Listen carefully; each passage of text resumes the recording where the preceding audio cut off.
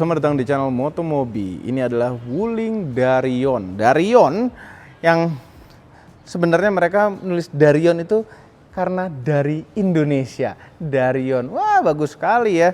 Ya dari ononya begitu. Ini ada yang EV, ada yang listrik. Ini ada yang EV, ada yang ya plug-in hybrid electric vehicle. Nah, kami dipinjemin yang ini, yang EV. Tapi yang minjemin bukan dari Wuling, kita pinjem dari Rengenet. Wah, mereka tuh mobil-mobil baru apapun pasti dibeli sama mereka. Dan Anda kalau mau nyoba, mau nyewa jangka panjang, silakan langsung kontak ke Rengenet. Terima kasih Rengenet udah minjemin Wuling Darion EV ini. Nah, perbedaan fisik di luar, yang PHEV dan yang EV itu beda jauh di bagian moncongnya. Moncong yang PHEV itu ada grillnya. Kalau ini nggak ada grillnya, lebih bagus yang ini kalau menurut kami ya. Menurut keyakinan kami, lebih bagus yang ini bentuknya daripada yang PHEV. Bagus gitu, dan kami keselnya apa? Ini tuh mobil menurut kami itu telat keluar. Ya, setelah Indonesia didatengin BYD M6, Aletra L8. Cuma kalau ngelihat mobilnya ini tuh kelasnya tuh seperti di atas yang lain-lain itu yang kami sebut, karena dia pakai pintu geser dan secara bentuk tuh kayaknya lebih besar ya. Coba, ini adalah panjangnya Darion EV, ini adalah panjangnya BYD M6, ini adalah panjangnya Aletra L8. Dan ini Darion tuh depannya D ya. Line up mobil listriknya Wuling di A, REV yang pertama kali keluar. B, Bingo yang kedua keluar. C, Cloud yang ketiga keluar. Dan ini D, Darion yang keempat keluar, yang agak terlambat sekali itu. Harganya tuh mirip-mirip semua barunya. Wuling REV barunya yang mahalnya 300 lebih ya. 300 lebih dikit. 300 lebih. Bingo barunya 400 tuh ketemu tuh, ya kan? Cloud barunya 500, apa hampir 500 ya. Ini barunya hanya 400 lebih dikit ya, karena ini adalah Darion EV yang spek atas. Kalau yang spek bawahnya itu hanya 359 kalau nggak salah harganya. Heran. Nih ya, ini kan panjangnya. Tadi kan udah tulis panjangnya ya, bener nggak usah diukur lagi ya. Karena angkanya menarik, 4.910 mm, wheelbase-nya 2.910 mm, angka-angka cantik gitu loh. Tingginya juga kalau dia banding sama yang lain itu tadi kami sebut juga, ini paling tinggi. Ground clearance-nya apa kabar?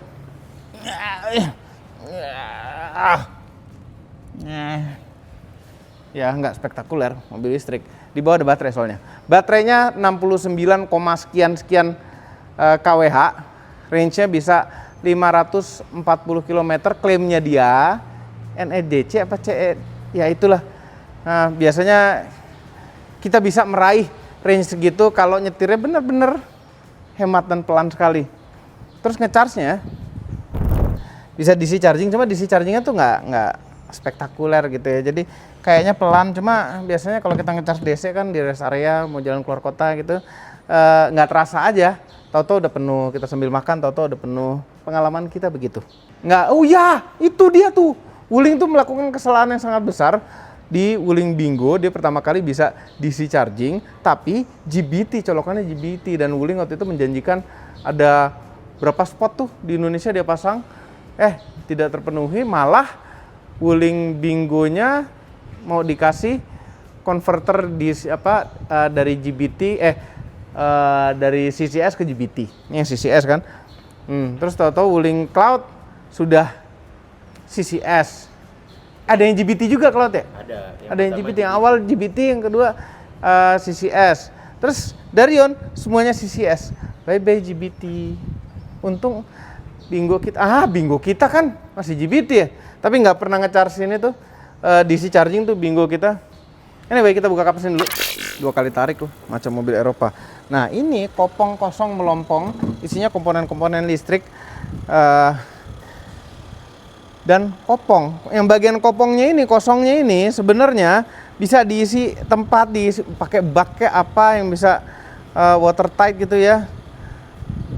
sangat membantu sekali, dan itu harusnya Wuling bikin gitu, bikin riset begitu biar jadi nilai jual lagi yang EV ini. Bisa naruh durian di depan, ya, bisa naruh macam-macam yang bau tuh di depan. Bayi abis ganti popok taruh depan. Jadi gua nggak ya harusnya.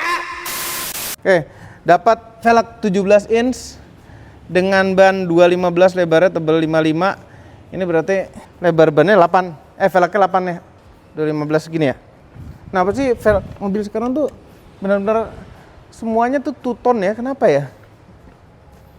Belakangnya, bagian depannya lebih bagus daripada belakangnya nggak ya? Iya. Belakangnya tuh kayak ada proporsi yang anehnya gitu. Cortez Darion tulisannya. Kenapa dikortesin lagi ya? Nah, ini kemarin tadinya mau bawa TV, nggak jadi bawa TV ya kan? Jadi kita balikin lagi. Nggak jadi, itu ceritanya gini loh. Mau beli TV 65 inch. Pengen langsung bawa. Ternyata semua toko elektronik untuk 65 inch dan ke atas itu harus diantar.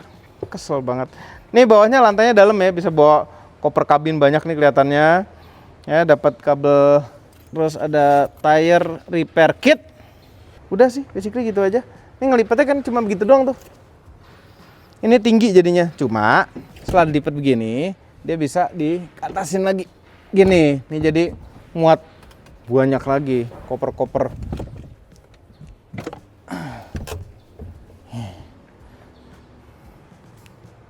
Walaupun bawahnya nggak rata ya. Halus suaranya nggak gitu. Suaranya halus. Nah, ini pintu sini nih. Pelan, pelan. Agak kenceng. Pelan lagi. Jadi nggak tahu buat safety atau apa, tapi kadang-kadang kita buka pintunya tuh suka gemes. Ini juga dimajuin kemarin buat mau TV nggak jadi. Ya kita duduk di paling belakang dulu. Sayang sekali tidak ada panoramic sunroof ya, jadi gelap aja belakang sini ya kan. Captain seat, jadi gampang keluar masuk ke belakang. Oke kok, ya ini masih lega, depan lega sekali. Headroomnya masih sangat oke, bisa bertiga di belakang sini. Yang tengah dapat seatbelt 3 titik. Apakah masih bisa senderin lagi? Tegakin, dan paling nyender segini. Lumayan, oke banget ini. Segini oke, benar-benar oke. Ada blower AC di plafon, komplit, ada tempat naro-naro. Dan joknya lumayan empuk, lumayan tenggelam bagian belakangnya. Jadi enak belakang sini, masih nyaman, good. Sekarang row kedua. Kita nih udah pernah bikin first impression review, waktu itu diundang sama Wuling waktu launchingnya ini di Peak. Tapi sebentar banget waktunya, jadi ya apa adanya. Terus ada Om Fitra juga. Oke, nah ini kalau misalnya jok depan disamain, ini posisi nyetir kami ya. Belakang posisi nyetir kami, kalau ini belakangin habis, seginilah, sejengkal, kaki masih sedikit bisa masuk. Tapi ini udah cukup nyaman, oke. Ya ini depannya ditinggiin dikit juga lebih enak, tapi gini sudah lumayan lah dibanding mobil-mobil lain. Kalau yang kiri ini dibundurin habis. Kok bisa dimundur? Enggak ya, sama ya. Kalau yang depan ini dimajuin habis, apa yang terjadi? Jadi jok belakang ini row kedua tuh elektrik, tapi depannya dia enggak. Kalau yang tipe di bawahnya nggak elektrik ini joknya. Oke. Ada armrest kanan dan kiri. Tuh. Oke. Oke. Oke kok ini. Ada setelan blower di belakang. Bawah ada tempat naro-naro. Dalam banget jauh. 2 cup holder di sini buat konsumsi belakang. Tempat majalah. Terus di door trimnya. Door trimnya ini empuk-empuk loh. Empuk-empuk. Tapi begini keras. Ini ada tempat naruh sesuatu. Kalau kita naruh handphone di sini, dijamin ketinggalan. Handphone gue di mana? Auto down, hampir habis. Auto up, ada handle di sini buat naik turun mobil. Oh, oke ini. Iya. Oke, depannya driver side. Di meja dashboard ada empuk-empuknya, bagian sini keras-keras ya, empuk-empuk lapis kulit jahitan hampir sewarna dengan kulitnya. Ini interiornya warna brown, bagus juga. Oke, plastik-plastik, 2 layar, standar mobil Cina ya. Layar gede, layar yang lebih kecil. Dan penampilannya juga, nggak tahu kenapa semua mobil Cina tuh penampilan ini sama, semuanya tuh di bawah. Terus ini ada widget, terus pemandangan, iya kan? Semua gambar pemandangan. Biar apa? Nggak satu vendor kali ya mereka ya. Oke, layar tengahnya ini kalau digeser di atas ke bawah itu ada shortcut termasuk driving mode-nya. Energy recovery bisa langsung dari sini. Electronic parking brake karena nggak ada tombol rem tangan sama sekali. Stability control sini butuh ini. Auto hold, terus terang gelapin instrumen layar tuh dari sini juga. Jadi cepat. Untung saja, nggak ada pengaturan spion. Alhamdulillah, spionnya fisik, ngaturnya luar biasa keren. Nah, ini untuk volume. Nah, di sini untuk pengaturan macam-macam setting dari perlampuan, dari penyetiran, dari region braking-nya tadi bisa diatur. Berat setirnya bisa diatur. Ini ada salah bukan berat setir, pedal feel. Remnya tuh kayak gimana, jadi comfort, standar, sport tuh bisa diatur. Terus karena ini komplit dengan ADAS, dia ada driving assist-nya, driving assist mode. Control vehicle speed, auto high low, jadi auto headlamp maksudnya begitu. Curve assist, ya, dia ngurangin kecepatan pas lagi belok-belok. Rear cross traffic alert-nya ada juga, cukup komplit ini. Iya, rear cross traffic alert. Jadi bukan pas kita keluar parkir ada mobil lewat, ini pas di belakang kita ada mobil deket aja. Terus kontrol, bukan bagasi bisa diatur, sensitivity auto wipernya bisa diatur di sini, sayangnya bukan di sininya. Ini anyway, nyalain matiin mobil ini itu cuma tinggal nginjek rem, kita tinggal ngantongin kunci seperti wuling-wuling yang lain. Ngantongin kunci ini kunci komplit tuh, tombolnya termasuk buka tutup pintu belakang, samping, dan bagasi. Terus kunci juga tinggal pencet dari luar atau ninggalin mobilnya, dia bisa ngunci sendiri. Gantung settingan kita di sini. Kamera 360, bagus, kamera lumayan buat low lightnya. Dan ini seperti transparan, nanti mobilnya ngeliat ke bawah, rekaman dari yang sudah dilewatin sebelumnya. Gimana suara audionya? Ini bisa Bluetooth, bisa Android Auto, Apple CarPlay, tapi pakai dongle.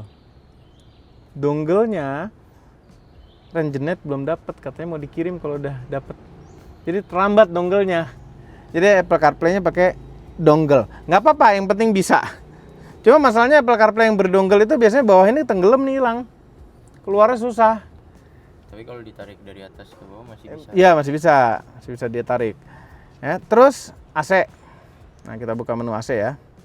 AC bisa diatur blowernya, skenario-nya apa, mau cool atau warm. Terus seat ventilation kita bisa hidupin untuk belakang, bukan depan. Ya, di belakang tuh nggak ada tombol sama sekali ya kan.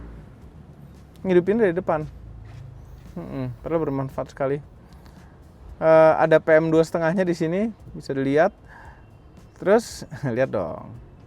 Ini wuling nih dari dulu nih, dari sejak REV. Dia tuh pakai angka nih suhunya, ngaturnya.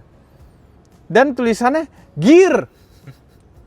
First gear, second gear, third gear, fourth gear, sixth gear. Logikanya makin ke atas tuh makin kenceng kan dinginnya. Enggak, ini tuh malah sampai ada tanda matahari nih. Jadi heater. Dan dia nggak dual zone ya, emang kanan kiri aja tuh dia. Jadi semakin kecil angkanya untuk wuling-wuling REV, Bingo, Cloud, dan Cloud juga nggak ya? Harusnya juga sih. Dan Darion itu aneh, ya kan? Angka paling kecil adalah suhu yang paling rendah. Kenapa pakai suhu aja gitu kan? Apa ya? Hah, aneh banget. Itu aneh sekali. Terus maksudnya one gear apa lagi? One gear, iya itu dia. Itu dia. Nggak ada meaningnya gitu. Gigi kan transmisi ini. Oke. Audionya. Jelek banget. Beneran deh, ini ada Twitter. Ya deh. Cuma audionya gini, bukan jelek deh. Kita harus lebih halus kalau gitu. Nggak boleh ngomong jelek. upgradable ya. Sebaiknya di-upgrade audionya kalau Anda beli ini. Enggak banget. Heran gitu. Kadang-kadang nih biasanya itu dikasih speaker tuh sebenarnya speaker nggak jelek. Cuma tuningannya jelek. Biar orang beli yang tipe lebih mahal lagi, mungkin di sana ada tipe yang lebih mahal lagi sehingga udah dicun bagus gitu. Ini ya ampun. Sampai mau mendengarnya nggak tega. Oke, terus ada tombol fisik nih di bawah sini nih, aneh. Tiba-tiba ada tombol AC untuk apa? Bagus, bukan aneh, cuma gitu jauh lagi ngumpet. Gitu ya orang yang udah cukup berumur gini ya. Ngelihat gini susah. Kelihatan nggak Yan? Coba Yan. Ini kan nggak kelihatan kan? Ini apa ini nggak kelihatan kan? Yang kiri itu adalah blower. Coba lihat lagi ya. Blower. Yang kanan itu adalah suhu yang gear itu. Oke. Tengah ini untuk defogger. Depan hazard, terus freon. Hazard di sini. Untung bukan di atas lagi. Tapi kayak enakan di atas jadinya. Kalau gini jauh, lebih ngumpet. Kita taruh iPhone di sini, tutup dah. Tapi nggak apa-apa lah, setidaknya udah ada tombol fisik yang keluar. Keringetan lagi sih. Ada tombol fisik yang keluar dari sini, setidaknya ya. Oke, setir lingkaran flat bottom. Ini kayaknya setirnya Cloud ya. Setirnya Cloud. Jempol kanan untuk urusan audio, jempol kiri untuk urusan ngiripin kamera atas. Kalau ke bawah itu ganti menu di head up display di MID di cluster. Nah ini ada TPMS ya, tekanan bannya normal ya, ini 35 kali 36 ya. Ada kehematan. Nah itu aja cukup. Nah tengah ini kalau misalnya kita nyalain adaptif, dia akan aktif ada mobil atau motor di depannya. Dan kalau kita rem, lampu remnya nyala. Speedometer, posisi gigi, terus berapa power yang lagi dipakai. Ini driving mode-nya. Tuh, udah simple aja ya, itu buat ganti-ganti ini. Ini untuk kecepatan adaptive cruise control. Ini untuk bukan next and previous track nih. Ini untuk kita bisa ganti-ganti nih sebenarnya fungsinya. Nah sekarang berfungsi untuk blower AC. Tadi di menu ada tuh, kita bisa ganti-ganti.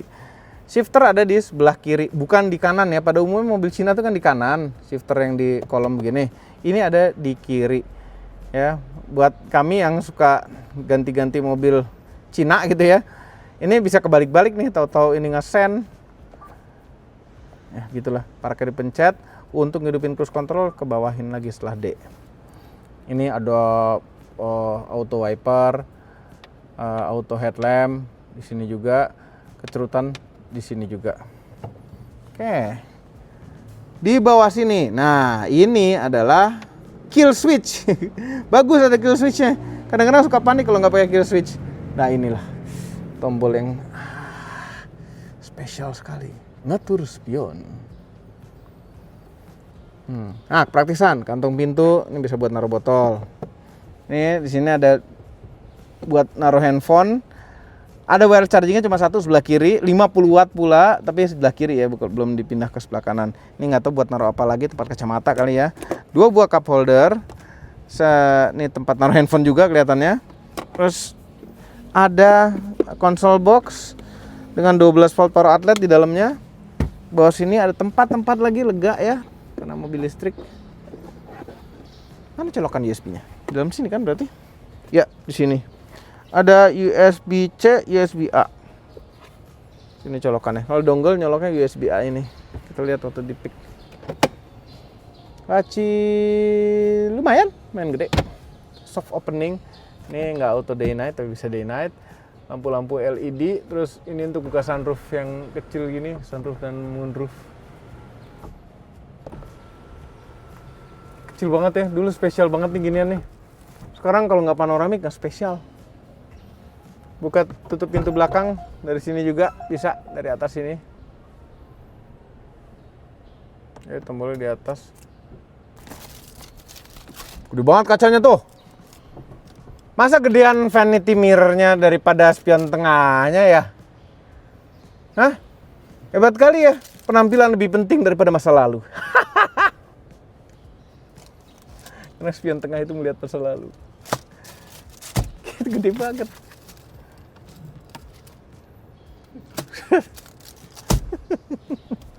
Posisi nyetir. Ini setirnya bisa diatur tilt teleskopik. Jadi kita setir paling rendah, paling dekat.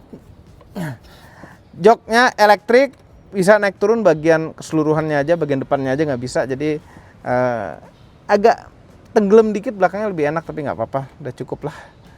Lumayan. Full elektrik, tidak ada lumbar support. Sekarang saatnya kita jalan. Yes, nyetir Wuling Darion pertama kekedapannya ya. Kekedapan lumayan oke. Ya. Bising motor-motor di luar tuh nggak terlalu dengar, mobil-mobil suara ban orang lain, suara truk itu nggak terlalu terdengar. Lumayan lah ini kekedapannya karena kaca depannya itu double. Dan visibility juga enak. Nah, tuh suara motor sih kedengeran ya kan. Ini juga enak, kaca tuh gede banget nih, dia ada kaca segitiga kecilnya di sini. Ke belakang juga masih enak walaupun kaca paling belakang samping itu kecil-kecil karena ada kamera mundur yang komplit 360 sampai tembus ke bawah mobilnya. Road noise-nya adalah lumayan tapi nggak terlalu mengganggu. Mengganggu suara audionya itu.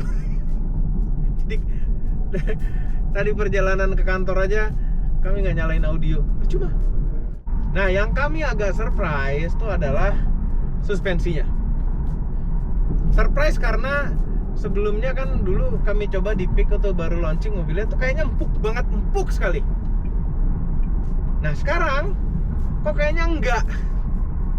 Ini seperti udah berubah suspensinya, settingannya dibanding yang waktu di pick kemarin.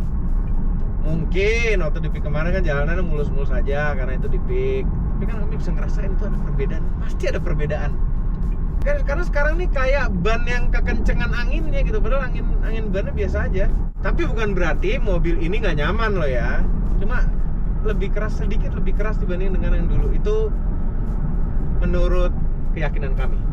Nah, yang spesial sekali adalah sebenarnya tenaganya.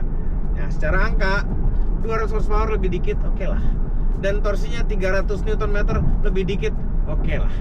Tapi ini grip ban-nya itu sering kelepas kalau misalnya tahu-tahu kita gaspol atau gas yang agak dalam. Jadi seru aja kalau kita lagi pelan, baru bayar tol maju, injek gas agak kedalaman, spin. Wow, gampang banget dinyuprinin. Front wheel drive ya. Gampang sekali. Isi tenaganya. Powerful, padahal driving mode-nya di standar nih, tapi tidak sport. Sport itu sensitivity pedal gasnya berubah.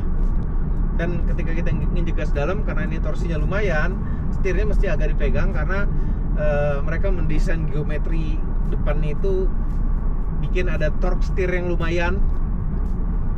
Jadi setirnya akan ngelawan-lawan kalau digas. Kalau sambil belok, kalau lurus enggak. Nah, cara soal setir, rasa setirnya ini kosong, ya. Ada beratnya lumayan, cuma rasanya kosong, feelnya kosong, nggak ada feedback sama sekali dari jalanan. Ya, seperti tipikal mobil Cina memang sih. Nah, yang kami suka itu ya di drivetrainnya. Drivetrainnya itu powernya kuat, gasnya itu cukup sensitif. Maksudnya sensitif tuh biasanya kan ada lag nih. Kita nginjek gas dan tenaganya nyala tuh biasanya ada nge-lag. Kalau ini sedikit sekali nge-lagnya. Dan regenerative brakingnya itu bagus bukan dalam arti kuat. Bagus itu dalam arti smooth ya. Ada yang kalau dilepas gas regen brakingnya tuh kasar, tau-tau ngerem kuat. Atau kalau kita injek rem tau-tau ngerem kuat karena regen braking. Kalau ini enggak, ini halus sekali pedal gasnya itu halus untuk regennya. Pedal remnya walaupun sebenarnya ini feel rasa remnya kalau kita lagi diem ya, kita injek rem tuh kayak nginjek per aja begitu, nggak ada rasanya sama sekali. Tapi begitu udah jalan cukup lumayan natural rasanya. Regen braking yang masuk juga nggak mengagetkan, dia gradualnya halus dan ngeremnya pun bisa halus.